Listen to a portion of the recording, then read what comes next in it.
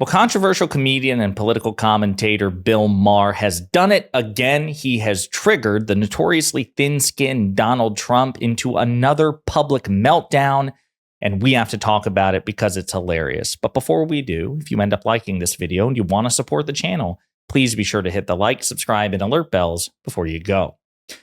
All right, friends, we have a clip or two to look at in this video. As you know, Bill Maher is somebody we talk about quite a bit on this channel because much like Piers Morgan, he's pretty good at creating content. You know, he's a high-profile political commentator. He has Republican and Democratic, conservative and liberal guests, which generally creates at least engaging content, if not necessarily substantive.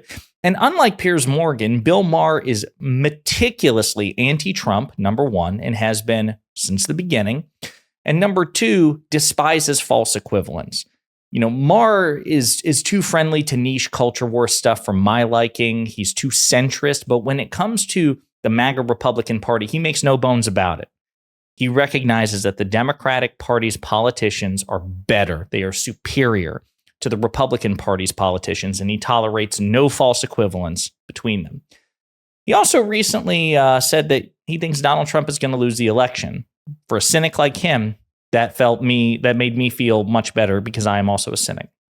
As a consequence of this, Donald Trump has once again lost his temper on Bill Maher and publicly ranted about him on Truth Social. He says, "I seldom watch low-rated Bill Maher, but when I do, I marvel at the fake laughter on the show. It sounds like a bad laugh machine. It's so obnoxious and disgusting, just like him, always laughing no matter what is said. Real Republicans hate it when Fox puts Crazy Bill on far too often to show that the left agrees with us. Fox ought to get smart and not use losers like this, and they shouldn't allow negative ads." So what's also funny about that, as you can see, is once again, Donald Trump is taking a shot at Fox News. Fox News, who is so loyal to Trump that they had to pay nearly $1 billion in a defamation settlement because they knowingly defamed Dominion voting systems to signal boost Donald Trump's baseless, dangerous, authoritarian election lies. That's how loyal they are to Trump. But because they're not literally 100% loyal, they're only 99.8% loyal, it's not enough. And so in that rant, Donald Trump had to take shots at both Bill Maher and Fox.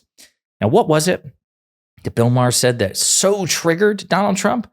Well, he reiterated that he thinks that Trump is going to lose the election. So we're going to play this clip and unpack the rest.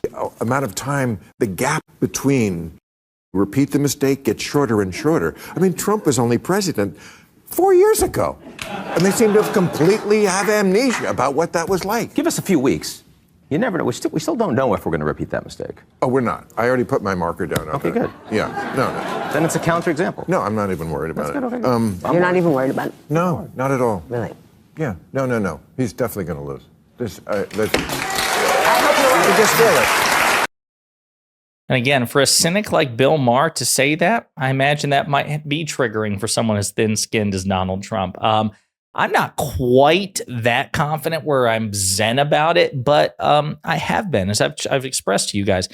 I have felt more confident about this election. Now, again, the Republicans enjoy a colossal institutional advantage, and they're also pulling out all the stops. They conspired to change Nebraska election laws in order to rig the election for Trump. They did that. Now, it failed because of one principled Republican Nebraska politician who was formerly a Democrat, so that makes sense that he still has some principle left, but he's the only reason it failed. And they might change it, and that might change in a week, right? But they do stuff like that. Republicans are also conspiring and in such a way that other Republicans have become triggered to change the way that votes are counted in Georgia because they are demanding the Georgia Election Board, 3 of its members, who comprise a majority, are Trump allies. And they just passed a controversial and perhaps unconstitutional law demanding that the votes be manually counted by hand instead of fed into a much more reliable counting machine. Now, does this necessarily mean that fraud will be committed? No, but it increases the likelihood that mistakes will be made and could give fodder to MAGA Republicans seeking to challenge Vice President Harris's victory if she does win Georgia, which isn't guaranteed, right? It just creates opportunity for mischief, such that even Governor Brian Kemp, a Republican, and Brad Raffensperger, the Republican Secretary of State, they are publicly sounding the alarm about this because they're worried about the consequences. So all of these things, plus the Electoral College and gerrymandering, and the fact that Fox News and right-wing media is so much better funded, so much more organized, so much more partisan, all of these things mean that the vice president could lose. But I will say, I understand why Trump's being triggered, because right now she's not losing. She's kicking his ass with fundraising. She's got the momentum. She's got the polling. 538 has her in aggregate 2.8, nearly 3 percentage points ahead of Trump. They have her slated to win nearly 6 times out of 10 in the projections. Nate Silver, who is more conservative with respect to his election forecast, who has tended to grade Trump on a curve, even he has Vice President Harris ahead of Trump. So right now, Trump is just objectively losing the election. That's why Bill Maher saying, yeah, I'm not worried about it, he's going to lose, has Trump so triggered. And then, of course, it goes back to Fox because Bill Maher will criticize the Democrats. He will criticize the left. Fox loves to employ him to say, see, even their own. He's one of the good ones. Even their own, they'll criticize some of their own. Even though Bill Maher makes it abundantly clear that Trump is objectively worse than any Democrat.